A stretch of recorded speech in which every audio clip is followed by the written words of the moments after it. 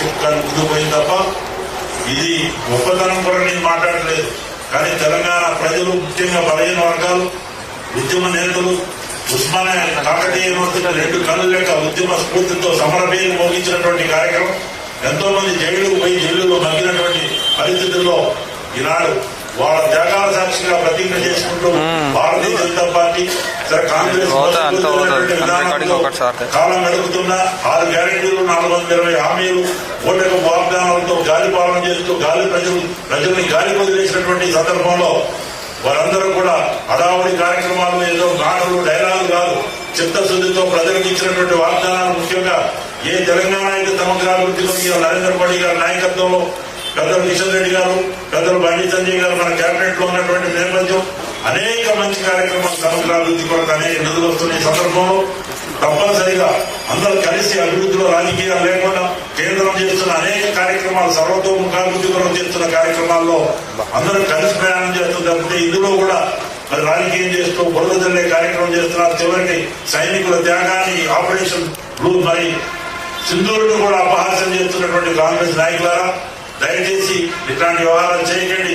వీళ్ళందరూ ఒకటి ప్రపంచం అంతా కూడా నివ్వెరపోయే రీతిలో, ఉగ్రవాదుల్ని మట్టు పెట్టించే రీతిలో పనిచేస్తూ నరేంద్ర మోడీ గారు ఇంతెంతై, ఒడిడంతై, ఆకాశమంతై ప్రపంచ నాయకుడిగా ఎదిగినటువంటి తీరు తెలంగాణ రాష్ట్రం తరఫున వారికి ప్రత్యేకంగా అభినందన తెలియజేస్తూ వారి ఆశీర్వాదంతో తప్పనిసరిగా అమరవీరుల సాక్షిగా, అమరవీరుల త్యాగాల సాక్షిగా సమగ్రాభివృద్ధి, అభివృద్ధి చెందిన తెలంగాణగా, అన్ని వర్గాల శ్రేయస్సుతో ముందుకు పోయే తెలంగాణగా రూపొంది అది భారతీయ జనతా పార్టీకే సాధ్యం. కాబట్టి ఆ దిశలో ప్రజల పక్షాన పోరాట పడడంతో పనిచేసుకుంటూ పోదామని ఈ సందర్భంగా శుభాకాంక్షలు తెలియజేస్తూ ఇచ్చిన అవకాశానికి ధన్యవాదాలు చెప్తున్నా. భారత్ మాతాకి జై, జై తెలంగాణ.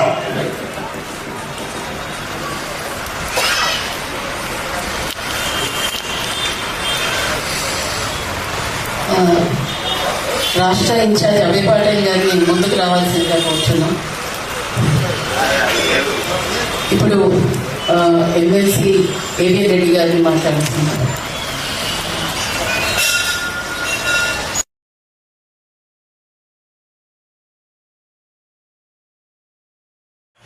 తెలంగాణ ఫార్మేషన్ డే సందర్భంగా ఈ కార్యక్రమానికి ముఖ్య అతిథిగా వచ్చినటువంటి మన భారతీయ జనతా పార్టీ రాష్ట్ర అధ్యక్షులు పెద్దలు కేంద్ర మంత్రివర్యులు కిషన్ రెడ్డి గారు, పెద్దలు ఈత రాజేంద్ర గారు, సభకు నమస్కారం. ఎందరో వందల మంది బలిదానంతో తెచ్చుకున్నటువంటి తెలంగాణ మొదటి ఉద్యమం 1969 నల్గొండ ఎన్జీ కాలేజీలో విద్యార్థి నాయకునిగా దెబ్బలు తిరిగి జైలు కూడా పోయినాను. అప్పటికే స్టార్ట్ అయినటువంటి తెలంగాణ ఉద్యమం సాధించుకున్నాం. చిన్న రాష్ట్రం, ఆర్థిక వనరులు ఎక్కువ ఉన్నాయి. ఎక్కడికో పోల్చినటువంటి మన తెలంగాణ రాష్ట్రం గత బీఆర్ఎస్ ప్రభుత్వం కావచ్చు,